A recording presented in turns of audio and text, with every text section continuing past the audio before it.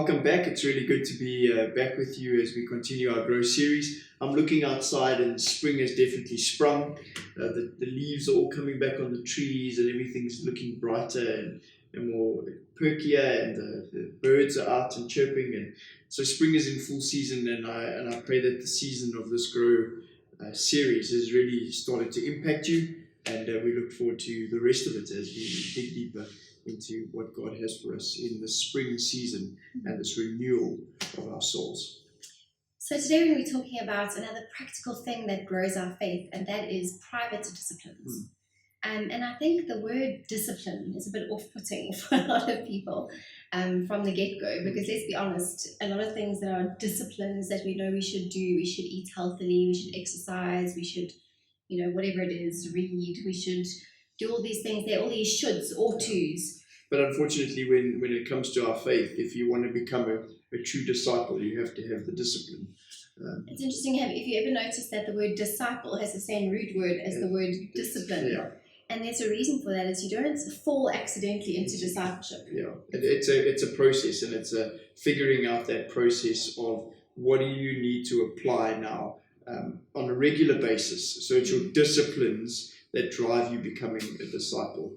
What does that look like for us? And there's a lot that you can do in community and coming to church and hearing the word and the truth spoken and worshiping, and those are good disciplines. But there's a lot that you can do in community, even study of the word together and all those things. Those are good disciplines to have, and those are things that will help you grow. But at the end of the day, it's your private disciplines, the things that you do on your own, in your own soul, that no one else really has anything to do with. Yeah. That's what Jesus talks about in the scriptures when he says, go into your room and pray on your own.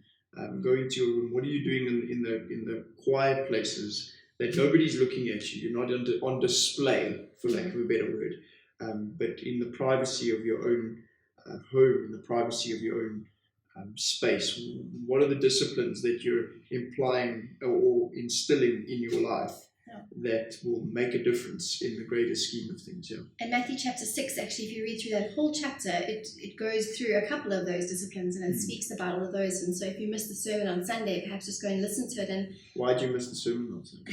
It's not a very good discipline. It's not a good discipline. So if you missed it, go and have a listen to it, as it unpacks all of those things in more detail. But today we just wanted to share a little bit about, I think maybe Cray and I have very different ways, I think, in our private disciplines of connecting with God. So maybe just to chat a little bit about those and what we found helpful. Also, what has worked in the past for me, and I'm one that doesn't like necessarily routine in the sense of it, where it's the same thing every time. For me, it's been seasonal. In a lot of ways, my disciplines have been seasonal. So for the time we were going through the Psalms, that was very structured for me, and it, in a lot of ways I struggled with it, but in a lot of ways it was good for me. When we realized God gave us the Psalms to go through over the 3 years and one a week, and we did it. We kind of prayed through them together, and we did it. And when we were finished with the Psalms, we knew God had given us that specifically, that we would be ready to get married. So that was a season of 3 years is a long season, not in biblical times, but in today's times. 40 years is more, God's timing in biblical sense. But it was a long time, set time for us to discipline those scriptures readings together through the Psalms. More recently, I've been, we got a beautiful gift of a rose garden in our garden. A beautiful gift, and obviously, as you know, roses need a lot of water. So for me to go and spend the time and watering the roses and pruning the roses has actually become a spiritual discipline for me. It's a time where you don't need a lot of thinking on an application, but it's been time where I can just clear my mind and talk to God while I'm watering the roses. And so your practical applications doesn't necessarily need to be sit and you will sit and you will, for me to be still and hear the water and the birds and to be in the garden. Nature speaks to me in different ways. So for me, that's been a beautiful application of private disciplines. The roses have to be watered, and I'm using that time to speak to God and to water the roses and to hear the water and to be in nature. So yeah, it's different, I think, for different seasons as well. Yeah. And I think it's important that you find what really works with your personality. So that being said, so I think on the one hand, you have to find the thing that really speaks to you. If you're a person who needs to connect with nature and to do those things, to really hear God speaking and to pray, and if you're someone who connects through worship, then by all means do that. Make spaces in your day and your life. Put worship on in your car. Yeah, as opposed to your heavy metal in the back, But on the other hand, so yes, connect in a way that speaks to your soul and your personality. But on the other hand, you can't then just shy away from. You can't neglect the disciplines of the things that are harder for you. So for me personally, the way that I've connected with God most profoundly is just my mind is very busy and it's full of a lot of things, and so I find that if I don't have the discipline of sitting down and journaling, then I'm thinking about too many other things. And I try to have an ongoing conversation with God throughout the day, but I find those structured prayer times of sitting down and I actually write. So I write what I feel I want to say to God, and then I write what I feel He wants to respond to me, and I write that in cursive so I can kind of identify the two. And it's really profound for me to go back and to read through those journals and to see how God has been speaking to me. And I used to be really good about doing it every single day. And then you had a husband and kids. Then I had children. You were okay still, but the children make it a bit hard. So I don't have necessarily the structured time of being able to sit and to journal every day. But I really know I have to do that. I have to find spaces in my week to be able to do that, to connect with God. I know that I have to do the discipline of reading. So finding really good books to read. That challenge my faith and that really make me think is a good thing to read a chapter at night, or sometimes not at night because I also don't really take much of it in. But otherwise your husband has to take the book off her lap and put it on the side and let her close it on. So to be reading and to be thinking of new things and maybe the way I hadn't seen them before. And trying different disciplines. Yes, there's the set things that really work for you, but sometimes try something different that isn't in the norm, and maybe God speaks to you in a different way, or He confirms something for you. So for me, disciplines is, don't always look at disciplines as a fixed routine. Look at disciplines as, how is God wanting to speak to me today? And like Deline said, I don't want to neglect the need to read the scriptures and to pray and to have a moment of silence, just to be still before the Lord. I get that, but there are also those moments in the day where you can go, you know what, actually this is in essence mind-numbing, and I can do this while I'm talking to God. And getting into the habit of having an ongoing conversation no matter what you do. I think that's critical. And then there's some other disciplines that I think are sometimes less spoken about than prayer and scripture and sort of quiet time and that sort of thing.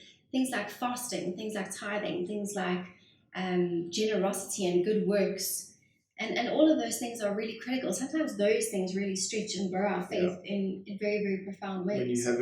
When things are tight and you have to tithe and you put God first and you say, because it's the only thing that God tests us on. It's a conscious decision that you make. It's the only thing God test me on. And how many times we've been sure we think we're not going to make it through the month, but we trust God and we tithe and we make it through the month. And sometimes God's finances are not our finances, and we look back and we go, how did we make it through the month? The budget doesn't add up. The budget doesn't add up, but somehow we and it's those things test your faith and grow you as an individual. And I think in seeing God's faithfulness, that's the thing, is when you step out in faith to do something like to tithe or to give or to fast, those things that are really difficult for us to do, when we see the way... I love my food, it's difficult. When we see the way that God shows up for us, then it's really profound. And just, I think just on that note, fasting isn't necessary. I know where you're going with this. Fasting is not necessarily food. I had some really genuinely profound times of fasting. I remember one time I actually decided I was going to fast sleep. This was also before I had children, because now that's not really an option. No, that happens as a regular occurrence, not as fasting. I decided I was going to fast sleep, so I would get up.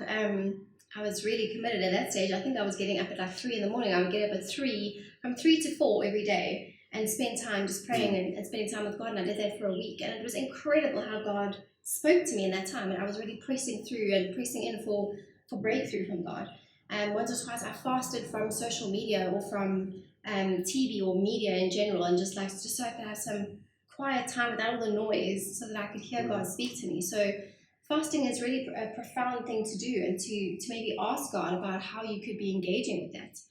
And giving is a difficult thing, I think, because it's tangible. It's not like your time or of yourself that you're giving up, it's of your actual resources. And so that's a really, really tough thing to do, but wow, does it grow your faith when you trust God with that. And tithing, traditionally is giving 10%, but if you aren't there, and if that's like a complete impossibility in your mind, start with 1%, start with 2%, start with 3%, and work your way up. And if you've been faithfully giving your 10%, ask God maybe to challenge you. Don't stop. To be generous beyond Yeah. that, And the amazing thing about it, if you go and you read Matthew chapter 6, at the very end, there's the whole very well-known passage about do not worry. Yeah. Don't worry about your life and the things that you'll do and whatever, but seek God's kingdom first. And that, at the end of the day, is about why we do disciplines. It's because we want to seek God's kingdom. So praying and fasting and giving and living generously, and really all of those things are to attune ourselves It's a hard to condition. the kingdom of God, to be Yeah. able to seek God's kingdom first. And that's why we do it, because that's how we grow, when we're aligned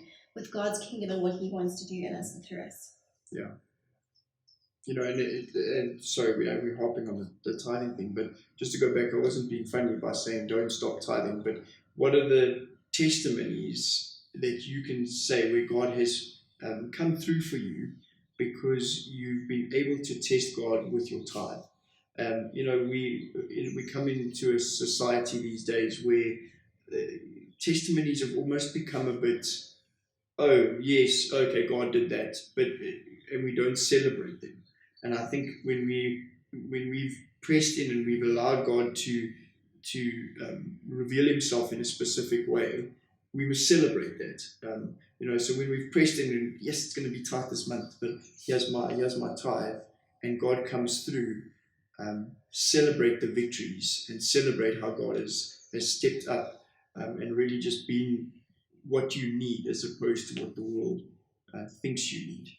And I think that sometimes challenges us and challenges your faith, but then you can lean on God and give glory to God when it all comes together. And the great thing about a discipline is that sometimes it's really hard to start out with.